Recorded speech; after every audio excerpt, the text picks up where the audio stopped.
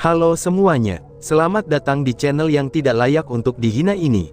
Sebelum kita mulai, atur posisi santainya, seruput kopinya, dan mari kita berkhayal. Chu Feng membawa Murong Xinyu kembali ke White Tiger Villa. Di perjalanan pulang, mereka bertemu beberapa pembunuh lagi. Beberapa dari mereka menutupi wajah mereka, dan beberapa hanya mengenakan pakaian bela diri normal yang bahkan Murong Xinyu kenali. Ketika mereka melihat satu sama lain, mereka langsung menyerang dan ingin mengambil nyawa Murong Xinyu. Untungnya ada Chu Feng sebagai pendamping, dan juga karena tidak ada ahli yang luar biasa, perjalanan mereka kembali dapat dikatakan cukup lancar tanpa hambatan. Setidaknya, tidak ada yang bisa menghentikan Chu Feng. Namun, itu membuat Murong Xinyu sangat gelisah, dan juga sangat cemas. Dia merasa bahwa sesuatu pasti telah terjadi pada White Tiger Villa. Namun di sisi lain, Chu Feng semakin bahagia, karena dia berharap konflik internal terjadi di White Tiger Villa. Hanya dengan begitu, dia bisa mengambil risiko dan masuk. Ketika Chu Feng dan Murong Xinyu tiba di Villa White Tiger, ia menemukan bahwa sejumlah besar pakar White Tiger Villa saling membunuh di luar villa. Teriakan dan pembantaian memenuhi bagian dalam White Tiger Villa, dan ada suara gemuruh yang tak henti-hentinya. Oh surga, mengapa ini terjadi? Pemberontakan. Seseorang memulai pemberontakan. Melihat orang-orang dari Villa Macan Putih yang seperti keluarga di masa lalu, namun saat ini saling membunuh, wajah Murong Xinyu langsung memucat. Mata indahnya berkilauan, dan mereka mengungkapkan emosi yang tak terkatakan. Tetapi dapat dilihat bahwa dia sangat gugup dan gelisah, dan dia tidak tahu harus berbuat apa. Dia ingin menghentikan semuanya, namun, dia sendiri juga tidak berdaya. Segala sesuatu yang terjadi hari ini tidak dapat dibayangkan, dan tidak dapat diprediksi. Sepertinya kamu adalah gadis yang sangat bodoh, ucap Chu Feng. Melihat Murong Xinyu saat ini, Chu Feng hanya tersenyum. Apa maksudmu? Murong Xinyu dengan dingin bertanya. Meskipun dia tidak dapat berkultivasi, dia secara alami cukup cerdas. Jadi, banyak urusan di Villa Macan Putihnya diturunkan oleh ayahnya, dan ditangani juga olehnya. Meskipun begitu, pada saat ini dia diejek oleh seorang pria muda yang jauh lebih muda darinya, dan itu membuatnya sangat tidak senang. Ini sudah jelas, gerakan internal skala besar seperti itu sudah direncanakan. White Tiger Villa kamu sudah tanpa bentuk, dan telah terbelah menjadi dua bagian. Sedangkan kamu sebagai nona besar Macan Putih, dan menjadi putri dari Tuan White Tiger Villa, kamu tidak mendeteksi semua ini sebelumnya. Dan kamu bahkan mengungkapkan ekspresi ketidakterbukaan. Apakah kamu mengatakan bahwa kamu tidak bodoh? Chu Feng mencibir dan berkata. Kamu, seru Murong Xinyu. Murong Xinyu awalnya ingin membantah, tapi dia tidak bisa menemukan landasan untuk menyangkalnya, karena ucapan Chu Feng itu sangatlah benar. Meskipun dia sangat pintar, tapi dia tidak terlalu curiga. Dia hanya melihat keharmonisan di permukaan White Tiger Villa, tapi dia tidak menyadari bahaya besar yang tersembunyi di balik permukaan. Karena itulah, saat ini dia membenci dirinya sendiri. Ayahnya sendiri biasanya menutup dirinya sendiri dalam isolasi, sehingga banyak hal di White Tiger Villa dilakukan oleh dia dan pamannya. Namun, masalah muncul di dalam Villa Macan Putih, dan dia tidak tahu apa-apa tentang itu. Dia saat ini tidak punya wajah untuk bertemu ayahnya.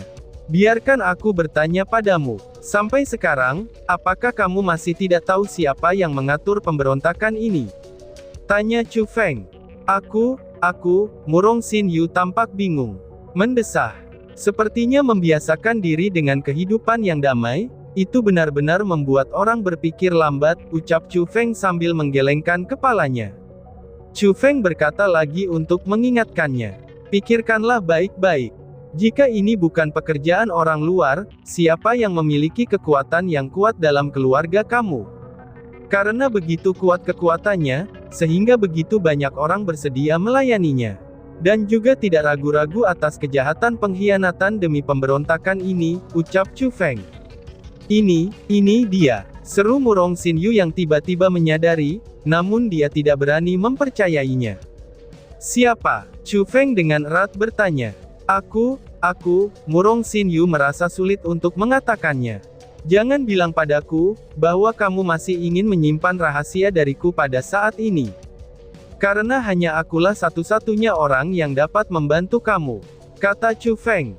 Melihat Chu Feng yang tampaknya benar-benar ingin membantu dirinya sendiri, dan setelah berpikir tentang perjalanan kembali, di mana dia sudah mati jika Chu Feng tidak ada di sana sebagai pengawal, Murong Xinyu perlahan-lahan mulai berkata. Paman aku, Murong Yanguan, dia adalah satu-satunya orang selain ayah aku yang memiliki kekuatan yang kuat. Tapi selama ayah aku menutup diri secara terpisah, itu ada banyak hal di villa ini yang aku tangani.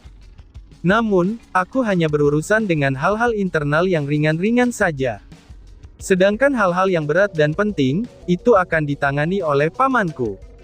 Tetapi di saat memikirkannya sekarang, lalu di tahun-tahun ketika ayah aku menutup diri secara terpisah, kekuatan sebenarnya dari White Tiger Villa dikendalikan oleh paman aku, ucap Murong Xinyu. Berpikir tentang hal itu, baru pada saat itulah Murong Xinyu mengetahui keseriusan pada akibatnya.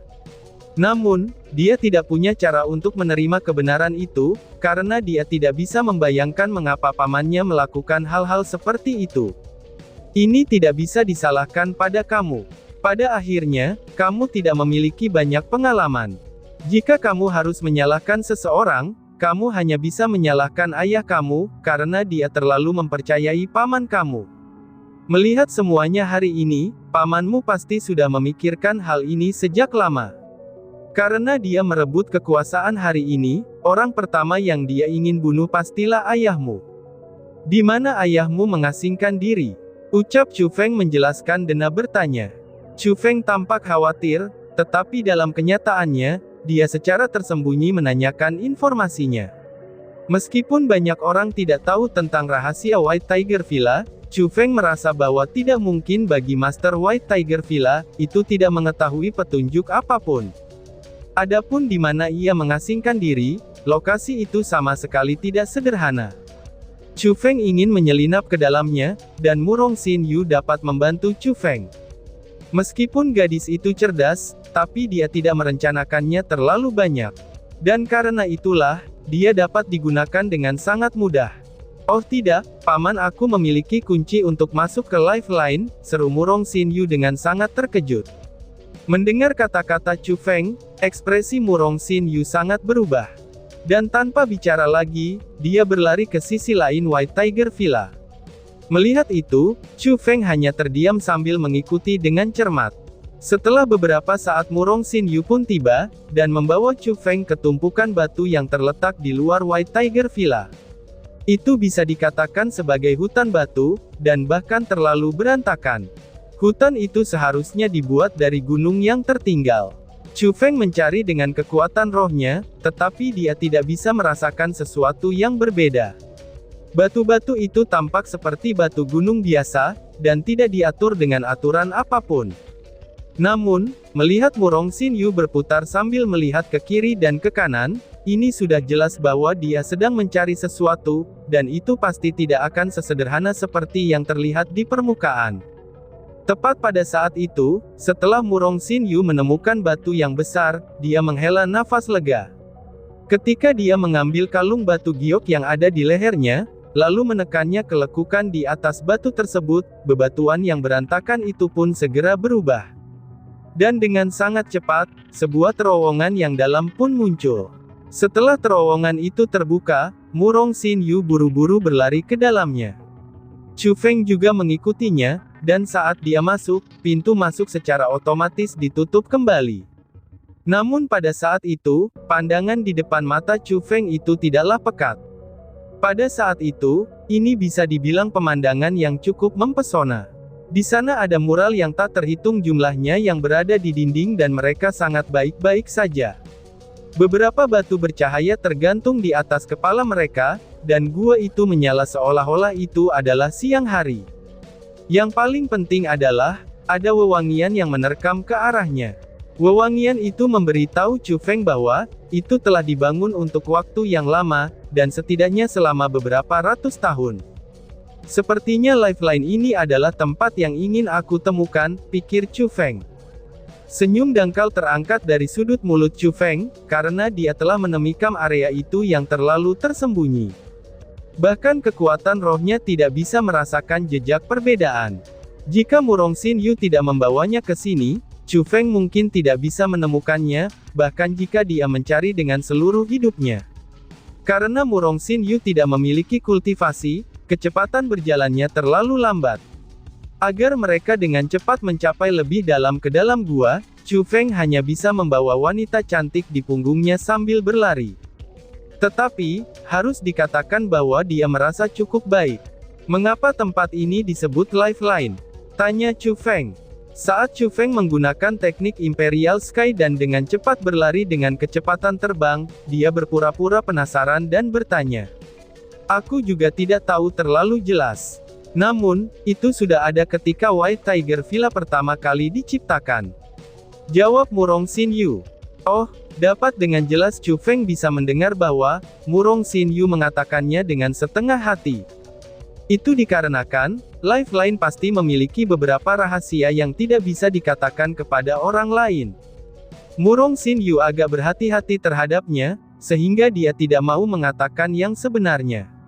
Namun demikian, Chu Feng masih mengerti bahwa, jika lifeline dibuat pada saat yang sama dengan White Tiger Villa, karena itu dapat dilihat bahwa ada rahasia yang sangat besar. Kecepatan Chu Feng sangat cepat saat ia bergegas maju, bahkan kuda Vergana tidak bisa menandingi kecepatannya. Pusat lifeline berada di bawah White Tiger Villa, jadi setelah beberapa saat, Chu Feng tiba di area inti lifeline. Pada saat itu ada terowongan yang terbentang sangat lebar, dan itu seperti kastil bawah tanah. Chu Feng dan Murong Xinyu melihat banyak mayat di sana, dan darah bahkan memancarkan aura panas redup. Ini sudah jelas, orang-orang itu baru saja meninggal. Semakin jauh mereka maju, maka semakin banyak mayat di sana, dan posisi mayat menjadi semakin kuat. Mereka naik dari ranah asal ke puncak ranah asal. Untuk mengetahui bahwa kultivasi itu dapat dianggap sebagai puncak, bahkan di Sekte Azure Dragon sendiri. Ketima terus melanjutkan, bahkan ada mayat di ranah mendalam. Meskipun itu hanya pada tingkat satu dari ranah mendalam, itu masihlah ahli ranah mendalam. Bahkan ahli ranah mendalam juga terbunuh di sini. Wah, ranah mendalam. Cepat, bantu aku menyerap energi sumbernya. Ucap si ratu. Si ratu masih ada di sana, tapi dia hanya diam. Namun, ketika dia melihat sisa-sisa ahli dari ranah mendalam, dia tidak bisa untuk tidak berbicara. Si ratu yang sudah memasuki ranah asal tidak tertarik pada energi sumber praktisi di ranah asal, namun, dia masih sangat tertarik dengan para ahli si ranah mendalam. Chu Feng tidak tinggal diam, dan dia pergi ke sebelah sisa-sisa ahli ranah mendalam, lalu diam-diam menyerap energi sumbernya untuk si ratu. Tetapi dibandingkan dengan Chu Feng, Murong Xinyu tidak bisa untuk tetap tenang. Karena dia menangis dengan sedih di seluruh wajahnya. Ini adalah kakek pelindung ke-6. Aku tidak akan pernah menyangka, bahkan dia terjebak dalam masalah ini, ucap Murong Xinyu. Orang macam apa dia? Setelah menyerap energi sumber, Chu Feng segera bertanya. Dia adalah salah satu dari 6 pelindung Villa White Tiger aku, dan dia adalah bawahan paling setia dari ayahku. Dia menjaga lifeline ini, dan melindungi keselamatan ayahku. Aku tidak menyangka bahwa dia akan terbunuh juga. Tampaknya mereka benar-benar menyerang lifeline, dan ayahku mungkin dalam bahaya sekarang, ucap Murong Xinyu yang semakin khawatir. Gemuruh-gemuruh. Tepat pada saat itu, jauh di dalam lifeline, ledakan besar seperti guntur mulai terdengar. Meskipun jaraknya sangat jauh, suara itu masih jelas memasuki telinga Chu Feng dan Murong Xinyu. Bahkan tanah di bawah kaki mereka bergetar sedikit. Bisa dilihat, level serangan apa yang dibutuhkan untuk menciptakan kekuatan seperti itu. Gemuruh-gemuruh. Setelah itu, suara besar terus terdengar. Chu Feng bisa menahannya, tapi Murong Xinyu sudah terguncang oleh tanah. Itu dapat dilihat saat dia bergoyang ke kiri dan ke kanan, dan tidak bisa berdiri dengan tenang. Namun meski begitu, dia masih berkata kepada Chu Feng, "Cepat bawa aku ke sana." Aku tidak bisa membiarkan mereka membahayakan ayahku, ucap Murong Xinyu. Apakah kamu idiot? Dengan suara dan kekuatan seperti ini tentu saja merupakan benturan para ahli ranah mendalam. Jika kamu pergi ke sana, kamu hanya akan menjadi umpan yang enak, balas Chu Feng sambil menatap tajam ke arah Murong Xinyu, dan kemudian tidak memperhatikannya lagi. Dia segera mengeluarkan World Spirit Kompasnya, dan ingin menemukan beberapa petunjuk. Itu adalah kompas spirit dunia. Kamu benar-benar seorang spiritualis dunia, seru Murong Xinyu dengan terkejut. Melihat kompas roh dunia di tangan Chu Feng, yang memancarkan cahaya dan segala macam simbol, Murong Xinyu tidak bisa untuk tidak terkejut. Meskipun dia belum pernah melihat spiritualis dunia sebelumnya, dia telah mendengar tentang metode spiritualis dunia. Jadi saat ini dia dapat mengkonfirmasikan bahwa Chu Feng adalah spiritualis dunia. Hanya saja, terlalu mengesankan untuk menjadi spiritualis dunia di usia seperti itu. Chu Feng hanya mengabaikannya, dan fokus menganalisis situasi di depannya dengan si ratu. Akhirnya dia mendapat beberapa hasil yang sangat baik. Lifeline sangat mungkin menjadi pintu masuk ke makam kaisar, namun arah pintu masuk tersebut adalah arah di mana para ahli ranah mendalam bertarung. Itu menempatkan Chu Feng dalam situasi yang sulit, karena orang-orang White Tiger Villa pasti tahu rahasia Lifeline ini. Saat ini, mereka bertukar pukulan di pintu masuk makam kaisar. Jadi, mereka kemungkinan besar sedang berebut sesuatu. Mungkin saja itu bisa berupa harta, atau bisa juga menjadi hak untuk memasuki makam kaisar. Namun dengan kekuatan Chu Feng saat ini, bahkan jika dia tahu bahwa ada harta di depan sana, dia tidak bisa terburu-buru melanjutkannya.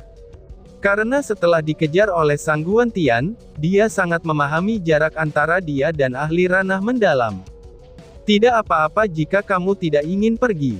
Jika kamu tidak pergi, aku akan pergi sendiri, ucap Murong Xinyu. Tepat pada saat itu Murong Xinyu mendengus dingin, dan sambil tersandung-sandung dia berlari lebih dalam lagi ke dalam Lifeline. Apakah kamu ingin mati? Teriak Chu Feng. Melihat itu, Chu Feng segera berlari. Dia tiba di depan Murong Xinyu, dan kemudian meraihnya. Lepaskan aku, teriak Murong Xinyu mencoba yang terbaik untuk melepaskan diri. Ketika dia berpikir bahwa ayahnya sendiri mungkin menghadapi bahaya dalam hidupnya pada saat itu, dia tidak punya cara untuk tetap tenang. Kamu tenanglah. Kamu sama sekali tidak memiliki kultivasi. Sehingga ketika kamu tiba di sana, bagaimana kamu dapat membantunya?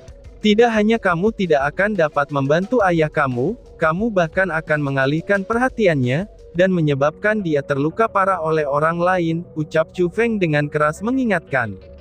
Apa yang dapat aku lakukan? Apakah aku hanya menatap saja, ketika ayahku diserang dan tidak melakukan apa-apa? Balas Murong Xinyu sambil menangis tanpa suara.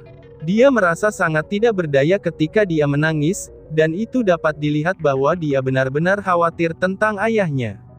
Tepat pada saat itu, ledakan yang memekakkan telinga akhirnya berhenti. Sebagai tanggapan, Chu Feng segera menggendong Murong Xinyu di punggungnya lagi, dan dengan serius memperingatkan. Tanpa seizinku, kamu tidak boleh berteriak tanpa alasan. Jika ayahmu terganggu, maka kamulah penjahat yang telah membunuhnya, ucap Chu Feng mengingatkan. Aku akan mendengarkanmu. Balas Murong Xinyu sambil mengangguk dengan patuh, karena pada saat itu dia benar-benar tak berdaya. Di sisi lain, pemuda itu bisa dengan tenang menganalisis situasi di depan matanya, dan dia menjadi tulang punggungnya. Itulah yang memaksa Murong Xinyu untuk mendengarkan kata-kata Chu Feng. Pada situasi itu Chu Feng menyembunyikan auranya, dan memperlambat langkahnya. Dia secara bertahap berjalan lebih dalam ke dalam Lifeline. Dia tidak berani menggunakan kekuatan rohnya, karena dia tidak tahu apakah ada spiritualis dunia di depannya. Karena jika ada dia akan ditemukan, dan segalanya tidak akan berjalan dengan baik. Namun, untungnya setelah berjalan beberapa mil, dia tidak menemukan adanya kelainan. Malahan sebaliknya, suara yang sangat jernih memasuki telinga Chu Feng dari dekat. Murong Yanguan, apa yang kamu lakukan? Apakah kamu ingin menghancurkan 500 tahun fondasi keluarga Murong aku? Ucap seseorang. Suara itu sangat jelas, namun terdengar sangat berat. Orang itu seharusnya terluka parah. Namun, setelah mendengar suara itu, Murong Xinyu di punggung Chu Feng tidak bisa untuk tidak berkedut-kedut. Ini sudah jelas, orang itu adalah ayahnya, yang merupakan penguasa Villa Harimau Putih, yaitu Murong Yunluan. Ketika kata-kata Murong Yunluan keluar dari mulutnya, sebuah suara sombong juga terdengar. Saudaraku, kamu benar-benar telah salah paham. Aku tidak menghancurkan fondasi White Tiger Villa aku, justru aku membiarkan Villa Harimau Putih kembali ke puncaknya. Balas Murong Yan Guan. Dan tiba-tiba saja bersambung. Sekian dan terima kasih banyak. Bye-bye.